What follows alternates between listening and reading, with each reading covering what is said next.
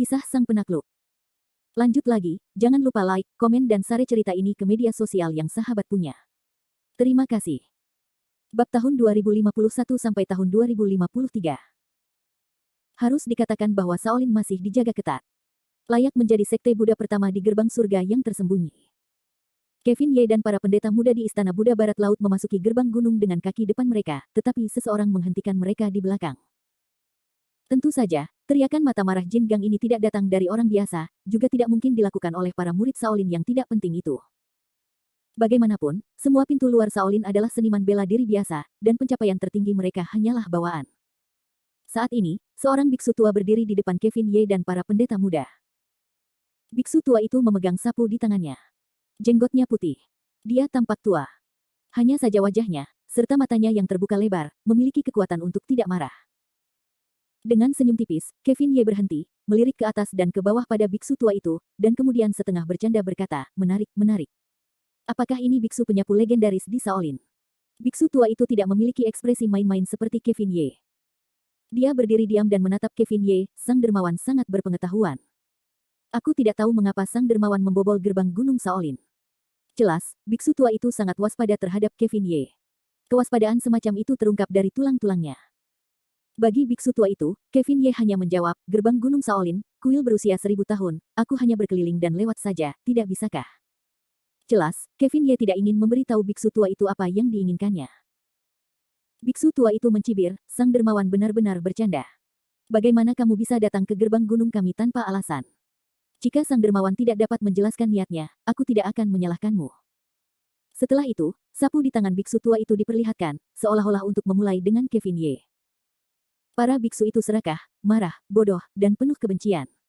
Betapa marahnya biksu tua itu. Bagi biksu tua di depannya, Kevin Ye tidak menaruhnya di matanya. Dia hanya tertawa dan merasa senang.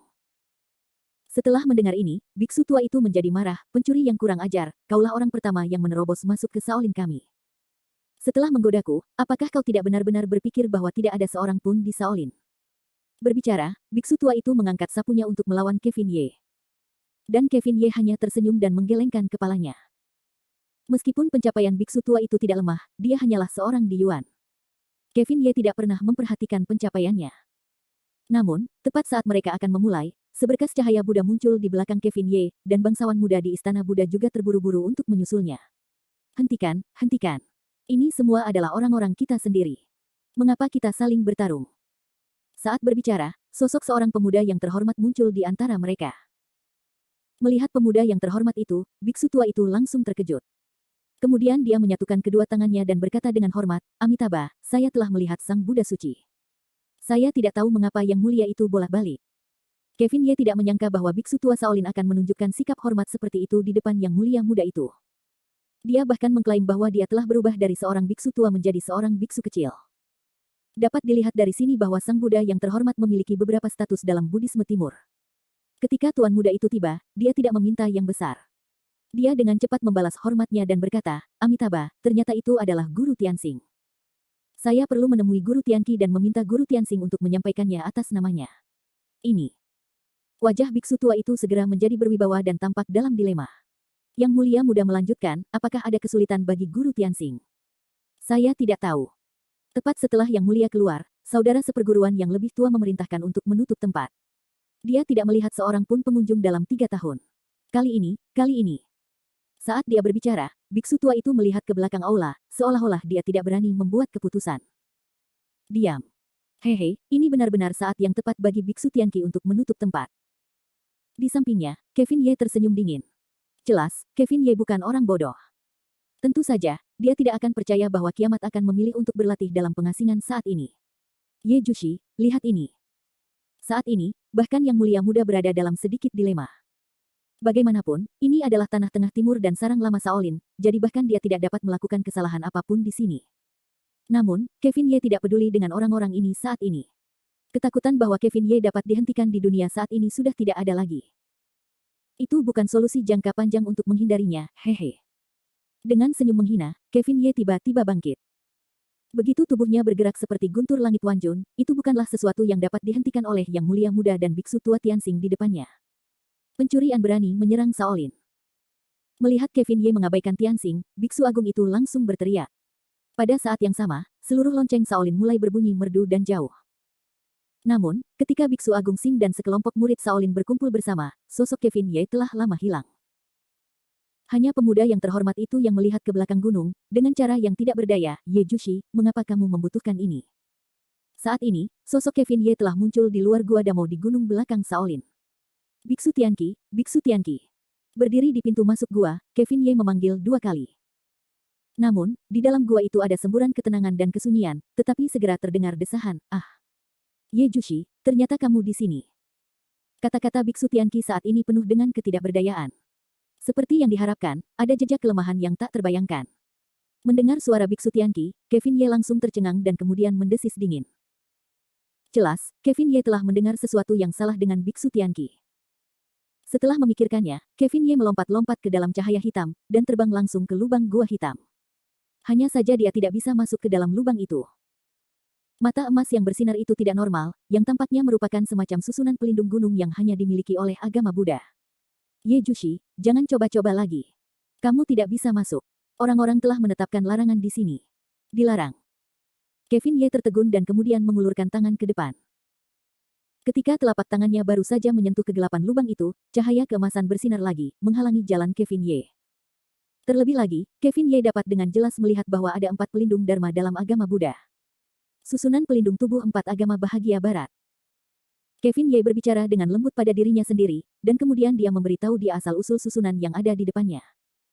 Sepertinya benar-benar ada orang-orang tinggi di gerbang langit gelap. Jangan pikirkan itu, Kevin Ye menghubungkan susunan Dharma yang menjebak biksu besar Tianqi dengan orang-orang dari 4 gerbang di gerbang Xuankong. Sementara Kevin Ye bergumam, gambar Dharma Buddha yang besar keluar dari cahaya keemasan. Di Zhang Fasiang. Menarik. Menarik.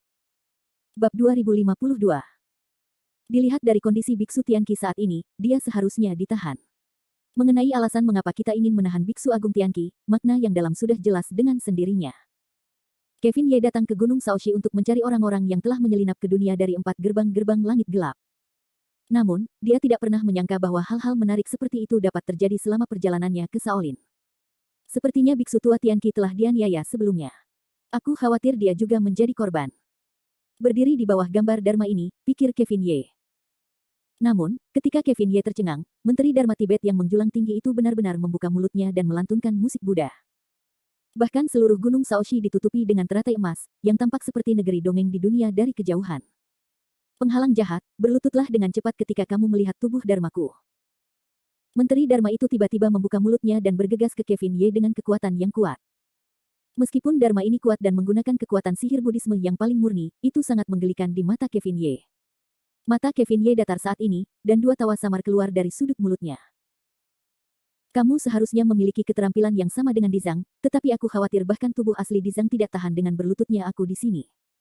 Kamu ingin memintaku untuk berlutut. Lelucon ini benar-benar tidak lucu. Lancang. Perdana Menteri Dharma menggerakkan mulutnya dengan lembut, dan kemudian meraung. Sebuah kata cahaya Buddha keluar dari mulutnya dan langsung mengenai Kevin Ye. Kevin Ye tidak bergerak atau gemetar, berdiri di tempat yang sama, dan kemudian mendengus dengan nada menghina, segel belas kasihan yang agung. Hehe, apakah kamu ingin mempermalukan dirimu sendiri dengan cara seperti itu? Setelah itu, Kevin Ye juga mengangkat tangannya, dan segel belas kasihan yang sama keluar. Meskipun Kevin Ye telah dicuci oleh aura kekacauan sebelumnya, relik Buddha juga rusak, tetapi ini tidak berarti bahwa dia tidak dapat membuat kekuatan sihir agama Buddha. Sebaliknya, kekuatan sihir agama Buddha yang digerakkan oleh aura kekacauan lebih kuat dari sebelumnya. Dengan cara ini, kedua segel belas kasih yang agung itu saling bertabrakan. Dalam sekejap, seluruh gunung Shaoxi seperti perasaan runtuh dan runtuh. Dengan cara ini, cahaya keemasan yang indah itu memilih untuk berputar di udara, dan kemudian bentuk Dharma Sitigarba secara bertahap menghilang. Setelah sekejap mata, lubang itu sekali lagi memunculkan seberkas cahaya, di dalam seberkas cahaya seekor harimau, seekor naga emas berpotongan dan memantul. Taklukkan naga, taklukkan harimau. Kevin Ye tertegun, dan senyum menghina di wajahnya menjadi semakin buruk. Kemudian dia berkata, apakah kamu hanya tahu trik menghalangi mata yang cabul seperti ini? Aku sangat kecewa padamu. Di antara kata-kata, Kevin Ye berubah. Tiba-tiba, gunung di Gunung Shaoxi bergetar, dan pepohonan layu, dan semacam bau gelap menyelimuti seluruh gunung. Segera setelah kematian Kevin Ye, banyak gambar Dharma muncul. Berdiri di tengah di belakang Kevin Ye saat ini adalah gambar Dewa Iblis. Di samping Dewa Iblis ini, ada Dharma Tathagata Mahayana, Dharma Sanshing, dan sihir langit yang agung. Yang lebih mengerikan adalah bahwa di bagian terdalam dari bentuk-bentuk Dharma ini, seekor gagak emas berkaki 3 dapat terlihat samar-samar, yang merupakan tubuh asli Raja Iblis kuno, Kaisar Tai. Bermainlah denganku, maka aku akan bermain denganmu. Para menteri Dharma dari para dewa kuno muncul di belakang Kevin Ye seolah-olah mereka tidak menginginkan uang. Di hadapan sejumlah besar menteri Dharma, naga harimau yang terbang di pintu masuk gua tiba-tiba layu. Ini, tidak mungkin, siapa kamu? Luar biasa suara itu berasal dari dalam gua, yang tampaknya bercampur dengan jejak ketakutan dan ketakutan. Dan Kevin Ye tidak tertarik bermain dengan antek-antek kecil yang bersembunyi di kegelapan ini. Dia tersenyum di sudut mulutnya dan mengulurkan telapak tangannya dengan lembut. Tiba-tiba, sebuah tangan hitam besar menerobos susunan di depan gua. Tangan besar itu tiba-tiba terbelah menjadi 3. Kemudian dia meraih sesuatu di dalam gua dan kemudian mengambilnya kembali. Sekelompok orang yang tidak tahu apa yang disebut sampah bahkan tidak berani berpura-pura menjadi pendeta Dharma Buddha. Kamu benar-benar berpikir hidupmu terlalu panjang. Ketika seluruh tubuh Kevin Ye, tangan besar berwarna tinta ini kembali ditarik, ketiga tangan besar ini mati menahan 3 orang. Mereka semua memiliki rambut panjang dan pakaian panjang berwarna tanah. Meskipun mereka semua terlihat seperti orang setengah baya, Kevin Ye tahu bahwa usia mereka yang sebenarnya tidak kecil, setidaknya jauh lebih tua dari Biksu Tianqi. Meskipun mereka dengan mudah ditangkap oleh Kevin Ye, mereka tidak berhenti melawan. Terus-menerus berjuang dengan tubuh, satu demi satu Ki Buddha murni dari 3 orang mengalir keluar. Lepaskan, kau monster. Lepaskan aku. Hehe, jalan keluarnya monster. Kalian bertiga mengatakannya dengan sangat baik. Kevin Ye tersenyum tipis. Alih-alih mengendurkan telapak tangannya yang gelap, dia malah semakin mengencangkannya. Pada saat yang sama, tangan gelap dengan aura kekacauan masih menyerap kekuatan sihir 3 orang di depan Kevin Ye. Bagaimana ini bisa terjadi? Prestasi dan kekuatan sihirku tampaknya telah diambil. Aku juga. Mereka berjuang mati-matian, tetapi semakin mereka berjuang, semakin cepat mana mereka terkuras. Siapa kau? Siapa kau di dunia ini? Ketiga orang itu begitu ketakutan sehingga mereka menatap Kevin Ye. 3. Kalian tampaknya salah. Kalian sekarang adalah tawanan. Sebaiknya kalian menjawab pertanyaanku. Karena sekarang aku menyuruh kalian untuk hidup dan mati. Apakah kalian mengerti maksudku? Tidak perlu meminta pendapat mereka. Kevin Ye melanjutkan, pertanyaan pertama, apakah kalian dari gerbang langit gelap? Begitu Kevin Ye mengatakan ini, ketiga orang itu ketakutan. Hampir bersamaan dengan pandangan yang tidak bisa dimengerti pada Kevin Ye. Kau tahu gerbang langit gelap? Jawab aku, ya atau tidak. Kevin Ye mengabaikan mereka dan terus memarahi dan bertanya. Ketiganya saling memandang dan kemudian menutup mulut mereka. Jelas, ini adalah ritme untuk bertarung sampai akhir. Kevin Ye hanya tertawa dan berkata, jangan katakan itu. Karena kamu tidak ingin mengatakannya, kamu akan menunggu latihan kerasmu ditelan abis. Pada saat itu, kalian bertiga akan menjadi manusia biasa, menderita rasa sakit kelahiran, penuaan, dan kematian. Setelah itu, Kevin Ye dengan lembut mengangkat tangannya, dan tiba-tiba, kekuatan sihir Buddha yang murni dilahap oleh kekuatan kekacauan tanpa ampun, dan kecepatannya sangat cepat, sangat cepat. Raungan kesakitan dan teriakan ketakutan sekarang bergema di luar gua Dharma. Ye Jushi, kasihanilah. Kasihanilah. Tepat saat ketiga orang itu hendak terkuras abis, sosok istana Buddha di langit di belakang gunung Shaoxi tiba-tiba muncul, dan kemudian berubah menjadi cahaya keemasan dan jatuh di belakang Kevin Ye. Bab 2053. Kevin Ye tidak menyangka bahwa pemuda terhormat di istana Buddha akan muncul saat ini dan memohon untuk ketiga orang itu. Menurut akal sehat, pemuda terhormat ini seharusnya tidak pernah melihat ketiga orang berbakat ini. Ya, karena dia belum pernah bertemu dengannya, bagaimana dia bisa memohon untuk ketiga orang yang belum pernah dia temui? Ini adalah masalah yang membuat Qian bingung. Di sini, pemuda terhormat itu melangkah keluar dari punggung Kevin Ye dan bergegas ke hubungan antara Kevin Ye dan ketiga orang itu. Kevin Ye melihat bahwa wajahnya cemas, yang dapat digambarkan sebagai sangat bingung. Ye Jushi, hentikan. Pemuda terhormat itu terus berbicara, memohon dalam kata-katanya. Kevin Ye aneh, memiringkan kepala untuk bertanya, apakah kamu mengenal mereka? Jelas, Kevin Ye tidak dapat mengetahui mengapa pemuda terhormat itu bersikap seperti ini kecuali bahwa dia sudah saling kenal sejak lama. Pertanyaan Kevin Ye membuat wajah yang terhormat di istana Buddha melihat sekeliling dan membuka mulutnya, tetapi kata-katanya ditelan lagi. Tampaknya ada sesuatu yang sulit untuk dikatakan. Namun, tepat pada saat ini, di dalam gua Dharma, tiba-tiba terdengar seruan yang tidak mengenakan. Ye Jushi mengajukan begitu banyak pertanyaan, dan sang Buddha yang terhormat tentu saja mengenal ketiga orang ini. Jika dia tidak membawa ketiga orang itu ke Shaolin, bagaimana mungkin aku bisa terperangkap di Gua Damo? Pemilik suara ini bukanlah orang lain, melainkan Biksu Agung Tianqi. Terlebih lagi, mendengar perkataan kiamat itu jelas-jelas ada kemarahan di dalam hati. Kemarahan yang meluap langsung ditujukan kepada sang pemuda yang terhormat. Bahkan setelah Kevin Ye mendengar ini, hatinya pun tercengang. Kemudian dia menatap sang pemuda yang terhormat itu dengan wajah dingin dan berkata, "Itu kamu. Apakah kamu juga orang dari gerbang langit gelap?" Bagi pemuda itu, Ye Xuanzun bingung. Apa itu gerbang langit gelap? Jelas, sang pemuda yang terhormat di Istana Buddha itu tampaknya tidak tahu persis apa yang sedang dibicarakan Kevin Ye. Mengenai nama gerbang Xuankong, dia mendengarnya untuk pertama kalinya. Jika kalian bukan dari gerbang langit gelap, kalian harus menyingkir. Kevin Ye mendengus, lalu menatap tiga orang di depannya lagi. Kalian bertiga, aku telah memberimu kesempatan untuk bertahan hidup, tetapi jika kalian masih keras kepala, kalian tidak bisa menyalahkanku. Pada saat itu, kalian tidak hanya akan kehilangan kekuatan sihir kalian dan menjadi manusia biasa, tetapi aku akan membawa kalian kembali ke gerbang langit gelap dan memberikan kalian kepada tuan kalian untuk ditangani. Mana ini ditinggalkan, yang tampaknya tidak ada artinya bagi tiga orang di depan mereka, tetapi ketika mereka mendengar bahwa Kevin Ye ingin membawa mereka kembali ke gerbang langit gelap, mereka langsung meledak. Tidak, kami tidak kembali, kami tidak kembali. Kevin Ye tidak menyangka akan mendapat kejutan yang tidak terduga. Namun, Kevin Ye juga penasaran dengan satu hal, yaitu mengapa tiga orang di depannya begitu takut untuk kembali ke gerbang Xuankong. Apakah ini karena takut dihukum oleh kepala sekolah atau karena hal lain di gerbang? Karena kalian tidak ingin kembali, sebaiknya kalian memberiku penjelasan yang jujur. Ketiganya tidak punya pilihan selain menghela napas panjang dan kemudian saling memandang. Baiklah, mari kita jelaskan, dan itu saja. Melihat ketiga orang itu akhirnya melepaskannya, Kevin Ye hanya tersenyum puas. Kemudian Kevin Ye melambaikan tangannya yang besar, dan telapak tangan hitam itu menghilang. Dan ketiganya jatuh ke tanah satu persatu. Hanya dengan satu pukulan, mereka kehilangan sebagian besar mana mereka. Ketiga orang ini sangat takut pada pemuda bergigi putih dan cemerlang di depan mereka. Jadi meskipun mereka keluar dari masalah, mereka tetap tidak berani melakukan kesalahan. Mereka hanya bisa berlutut di tanah. Dan kepala kuil Buddha di satu sisi sekarang menatap Kevin Ye dengan tatapan ketakutan, sedikit menundukkan kepalanya.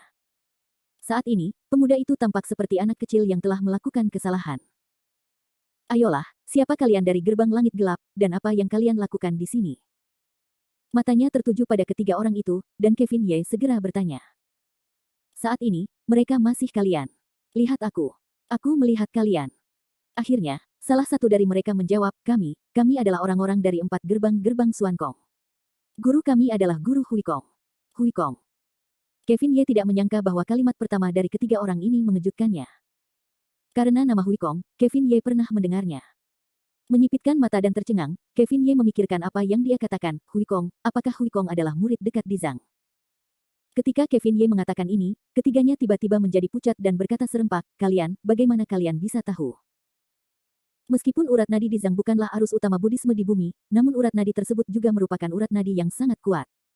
Huikong, murid dekat di Zhang, lebih berbakat. Setelah 10 tahun mengolah ramuan emas dan 100 tahun transformasi, ia telah mencapai kultivasi keabadian emas dalam 300 tahun. Di tengah Buddhisme, tidak banyak orang yang dapat dibandingkan dengannya dalam kecepatan latihan. Saat ini, mata Kevin Ye telah menyipit. Ia tidak menjawab pertanyaan ketiga orang itu. Sebaliknya, ia sedang memikirkan sesuatu dalam hatinya.